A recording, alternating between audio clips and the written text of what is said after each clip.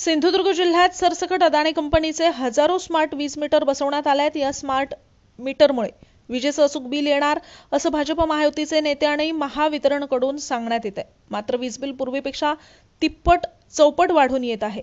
वीज ग्राहकांची परवानगी नसताना देखील जबरदस्तीने स्मार्ट वीज मीटर बसवले जात आहेत। त्यामुळे जिल्ह्यातील जनता मेटाकुटीला आणि आर्थिक संकटात आली असून ठिकठिकाणी वीज वितरण कार्यालयावर आंदोलन चालू आहे।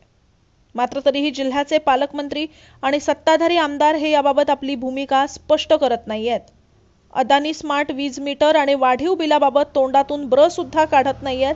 त्यामुळे याचा निषेध म्हणून अदानी स्मार्ट वीज मीटरचं बिल कमी झालेलं दाखवा आणि 10,000 रुपये बक्षीस मिळवा। ही बक्षीस योजना शिवसेना उद्धव बाळासाहेब ठाकरे पक्षाच्या वतीने राबवण्यात येते। या योजनेच्या बक्षीस वितरणासाठी पालकमंत्री आणि आमदार यांनी वेळ दिल्यानंतर पालकमंत्री आणि आमदार यांच्या हस्ते बक्षीस वितरणाचा कार्यक्रम घेतला जाणार अशी माहिती कुडाळ मालवणचे माजी आमदार वैभव नाईक यांनी दिली आहे।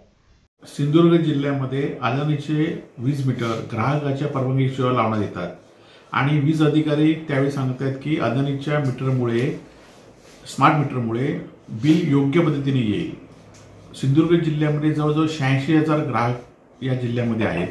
त्यातले 30,000 पेक्षा जास्त ग्राहकांचे अदानीचे मीटर स्मार्ट मीटर लावण्यात आलेले आहेत आणि या मीटरचं बिल दुपटीने तिपटीने जास्त आलेलं आहे आणि म्हणून नाईलाजाने आम्ही स्पर्धा घेतली आहे की अदानीचं मीटरचं बिल कमी आलेलं दाखवा आणि 10,000 रुपये मिळवा।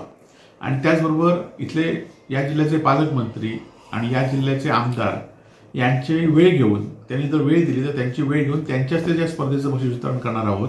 कारण संपूर्ण जिल्ह्यामध्ये स्मार्ट मीटरच्या विरोधात नागरिकांचं विविध आंदोलन सुरू असताना नागरिकांना भुर्दंड पडत असताना ते त्या संदर्भात ब्र सुद्धा बोलत नाहीत आणि त्यामुळे दुर्दैवाने त्यांच्या वेळेनुसार हे आम्ही आंदोलनाचं बक्षीस वितरण करणार आहोत।